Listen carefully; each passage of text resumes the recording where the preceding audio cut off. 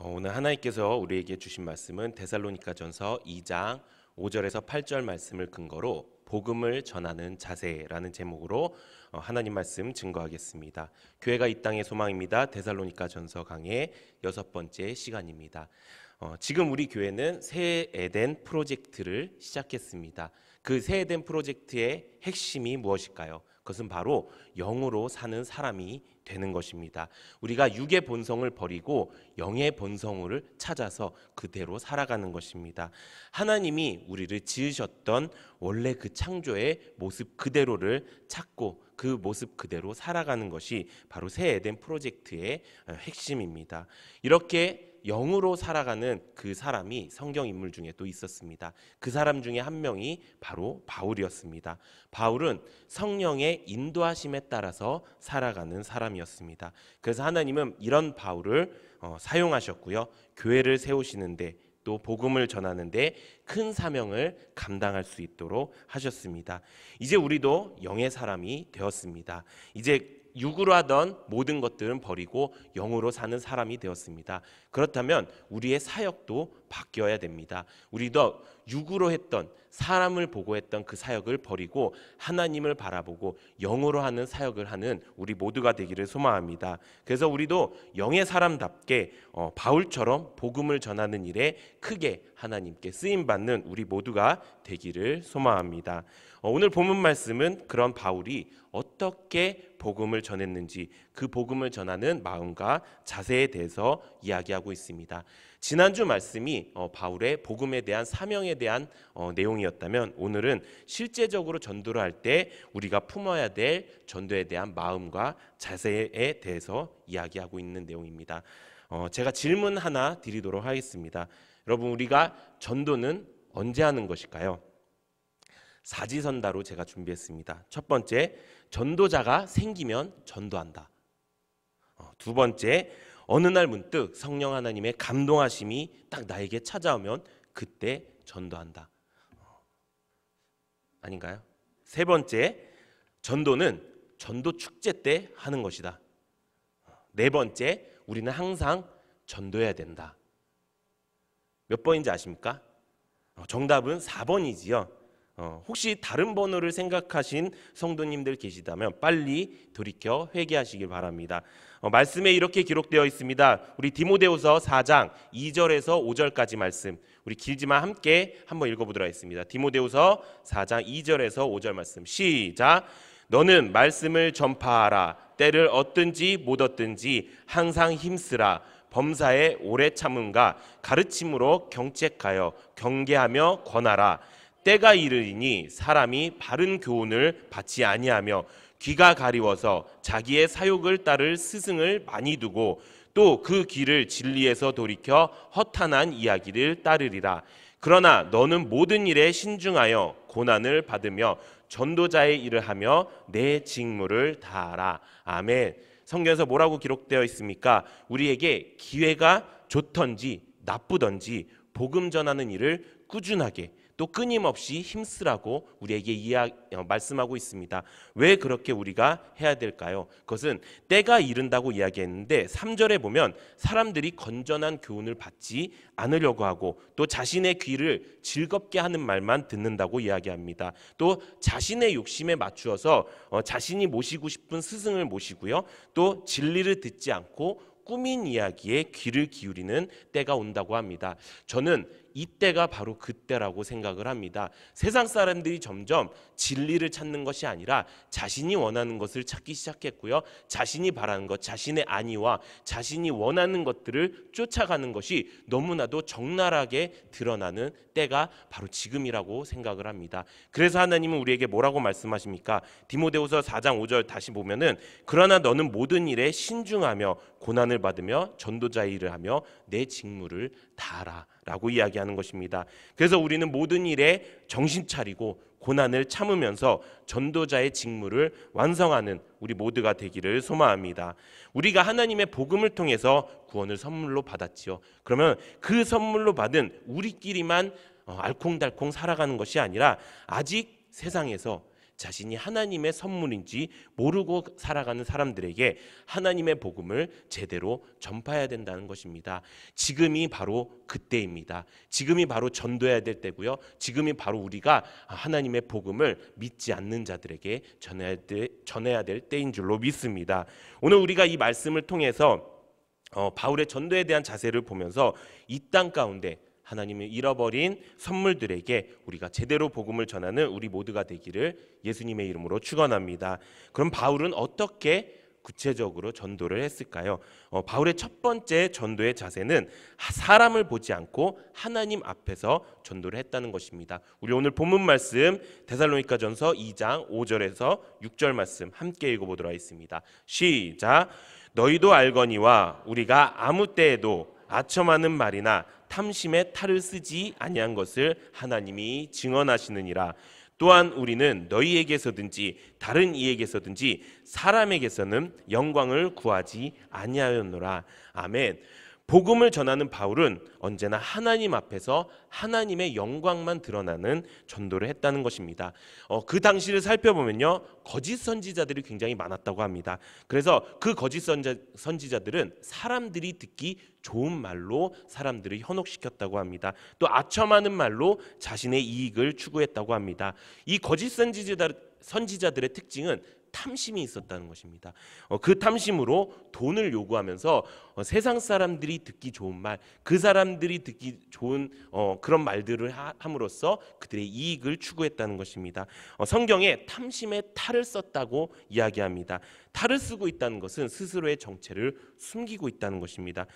나의 탐심의 정체는 숨겨놓고 나의 명예와 부귀를 위해서 사람들이 듣기 좋은 말만 했다는 것입니다.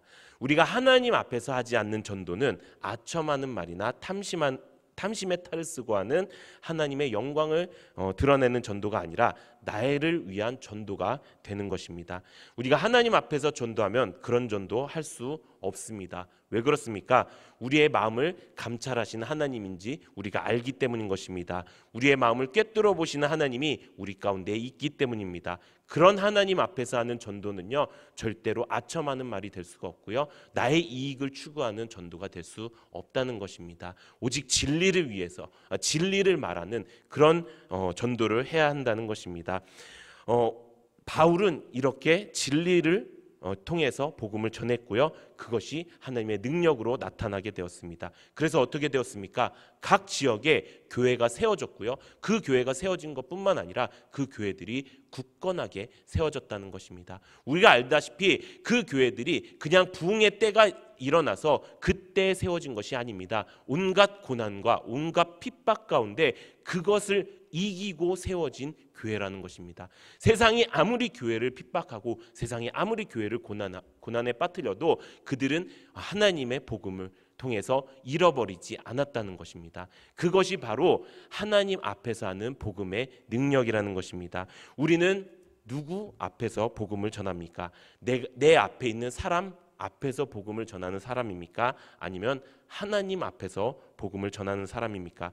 내가 복음을 전하는 자 앞에 서 있다고 생각하면 두렵고 떨립니다. 하지만 하나님 앞에서 복음을 전한다고 생각하면 우리가 담대히 복음을 전할 수 있습니다. 왜 그렇습니까? 복음은 내 말을 전하는 것이 아닙니다. 하나님께 위탁받은 하나님의 말씀을 전하는 것이기 때문인 것입니다. 그렇기 때문에 우리가 누구의 눈치를 볼 필요 없습니다. 오직 진리, 하나님의 말씀을 그들에게 전할 때 진짜 복음의 능력이 나타나는 줄로 믿습니다. 성경이 우리에게 이렇게 말씀하고 있습니다. 우리 고린도후서 2장 17절 우리 함께 읽어보도록 하겠습니다. 시작. 우리는 수많은 사람들처럼 혼잡하게 하지 아니하고 곧 순전함으로 하나님께 받은 것 같이 하나님 앞에서와 그리스도 안에서 말하노라. 아멘. 우리가 하나님 앞에서 복음을 전파해야 된다고 얘기했는데, 하나님 앞에서 복음을 전파한다는 것은 말씀을 혼잡하게 하지 않고 순종하는 마음으로 하나님께 받은 것으로 복음을 전하라고 이야기하는 것입니다. 그것이 그리스도의 향기가 되어서 모든 사람들에게 나타나게 될 것이라고 말씀하고 있습니다. 전도는요, 내가 받은 것을 전해주는 것입니다.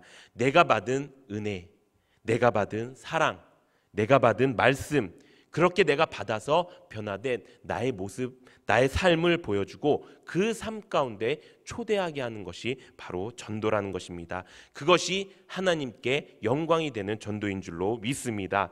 두 번째, 바울이 가지고 있었던 복음의 전도의 자세는 목숨까지도 줄 수 있는 사랑이 우리 가운데 있어야 된다는 것입니다. 우리 본문 6절에서 7절 우리 함께 읽어보도록 하겠습니다. 7절에서 8절 우리 함께 읽어보도록 하겠습니다. 시작. 우리는 그리스도의 사도로서 마땅히 권위를 주장할 수 있으나 도리어 너희 가운데서 유순한 자가 되어 유모와 자기 자녀를 기름과 같이 하였으니 우리가 이같이 너희를 사모하여 하나님의 복음뿐 아니라 우리의 목숨까지도 너희에게 주기를 기뻐하는 너희가 우리의 사랑하는 자 됨이니라. 아멘. 바울이 데살로니가에 와서 복음을 전할 때 어떤 마음으로 복음을 전했을까요? 그들을 위해서 목숨까지도 내어줄 정도로 그들을 사랑하는 마음으로 복음을 전했다고 합니다. 또 그들을 위해서 희생했다고 합니다. 복음은 사랑이 있어야 됩니다. 헌신이 있어야 됩니다. 그래야 하나님의 능력이 그 안에서 나타나는 줄로 믿습니다. 우리가 복음을 전하는 가장 궁극적인 이유가 무엇일까요? 그것은 잃어버린 하나님의 자녀들을 다시 하나님께 데리고 나오기 위해서일 것입니다. 죽을 수밖에 없는 우리를 하나님의 선물처럼 여겨주시고 먼저 이렇게 우리를 택하셔서 불러주신 이유는요, 아직 세상 가운데 하나님의 선물임에도 불구하고 세상 때문에, 세상의 욕심 때문에 힘겨워 사는 사람들에게 복음을 전하기 위함이라는 것입니다. 그것이 바로 영혼을 사랑하는 마음이라는 것입니다. 그래서 우리도 하나님의 복음 전하는 자가 되기 위해선 하나님과 같이 영혼을 사랑하는 마음을 품어야 된다는 것입니다. 그럼 우리가 어떻게 영혼을 사랑하는 마음을 품을 수 있을까요? 오늘 본문 말씀을 보면은 바울이 아이를 키우는 유모와 같이 사랑했다고 말씀하고 있습니다. 하나님의 사랑과 가장 닮아 있는 사랑이 무엇일까요? 그것은 바로 어머니의 사랑입니다. 어머니의 사랑의 가장 큰 특징이 무엇이냐? 바로 자신의 권위를 주장하지 않고 사랑하고 섬긴다는 것입니다. 정상적인 어떤 어머니도 자신이 아이를 사랑하는 것에 대한 권리를 주장하지 않습니다. 바울도 그와 같이 그들을 사랑했다고 이야기합니다. 권위를 주장할 수 있음에도 불구하고 그 권리를 주장하지 않고 하나님의 복음과 목숨을 주기까지를 아깝지 아니하고 기뻐했다고 이야기합니다. 자신의 복음을 통해서 데살로니가 교회 성도들이 구원을 받고 하나님의 백성이 되었습니다. 하지만 바울은 이것을 자신의 공으로 돌리지 않았습니다. 바울은 오히려 유모와 같은 헌신된 자세로 그들을 양육했다고 이야기하는 것입니다. 우리가 하나님의 복음을 전하는 자가 되기 위해선, 하나님의 영혼을 사랑하는 마음을 갖기 위해서는 우리의 목숨까지도 줄 수 있는 그 마음이 우리 가운데 있어야 되는 줄로 믿습니다. 우리가 우리 챙길 것 챙기고 우리 이익 챙기고 우리의 좋은 것들을 챙기고 나서 그들에게 복음을 전하는 것이 아니라 내 모든 것을 줄 수 있을 만큼, 내 목숨까지도 줄 수 있을 만큼 사랑하는 마음을 가지고 복음을 전해야 그것이 하나님의 능력이 있다고 말씀하는 것입니다. 우리가 이렇게 하나님의 복음을 전하기 원합니다. 이렇게 하나님을 사랑하고 또 이렇게 우리 공동체를 사랑의 공동체로 만들기 소망합니다. 그리고 이 공동체 안에서 내가 사랑하는 그들, 내가 목숨까지도 바칠 수 있는 그들을 초대해서 전도하는 우리 모두가 되기를 소망합니다. 성경이 우리에게 이렇게 이야기하고 있습니다. 우리 빌레몬서 1장 6절 우리 함께 읽어보도록 하겠습니다. 시작. 이로써 내 믿음의 교제가 우리 가운데 있는 선을 알게 하고 그리스도께 이르도록 역사하느니라. 아멘. 우리가 셀교회로 세워졌지요. 그리고 무엇을 하고 있습니까? 셀교제를 통해서 셀교회가 더욱더 굳건하게 든든하게 세워지고 있습니다. 셀교회의 핵심은 사랑입니다. 우리가 서로를 사랑하고 또 존중하고 서로 보고 싶어하고 서로 안아주고 서로 보듬어주고 권면하고 경계하고 책망하는 그런 모든 일들이 바로 사랑입니다. 이 사랑의 공동체 안으로 우리가 데리고 오는 것입니다. 믿음의 교제 가운데 그들을 초대하는 것입니다. 그래서 그 안에서 참되신 하나님을 만나고 그 안에서 예수 그리스도를 만나는 일들이 우리 가운데 세워지길 소망합니다. 그렇게 우리가 복음을 전할 때 우리 셀 교회를 통해서 복음의 불씨가 이 땅 가운데 타오르는 귀한 역사가 우리 가운데 나타나게 될 줄로 믿습니다. 사랑하는 성도 여러분, 우리가 바울과 데살로니가 교회 성도들에게 배워야 할 것은 지금 우리와 같은 상황 가운데 이 교회의 목적은 분명했다는 것입니다. 그것이 무엇입니까? 바로 모진 핍박 속에서도 모이기에 힘쓰고 하나님을 바라봤다는 것입니다. 그리고 하나님이 명령하시는 그 복음 전하는 일에 목숨을 걸었다는 것입니다. 그리고 그 복음 전하는 일을 사랑으로 이루어 갔다는 것입니다. 저는 우리 교회가 지금 이 땅 가운데 하나님께서 말씀하시는 그 목적과 그 방법이 바로 이것이라고 생각합니다. 우리의 핍박 가운데서도 모이기에 힘쓰는 교회가 되기를 소망합니다. 또 하나님이 명령하시는 그 복음 전하는 일에 우리가 목숨을 걸기를 소망합니다. 그리고 그 목숨 거는 그 복음 전하는 일을 우리가 사랑 안에서 행하기 원합니다. 이제 우리가 전도 축제가 시작됩니다. 우리에게 부흥의 때가 찾아왔습니다. 저는 우리 성도님들이 이 때를 놓치지 않았으면 좋겠습니다.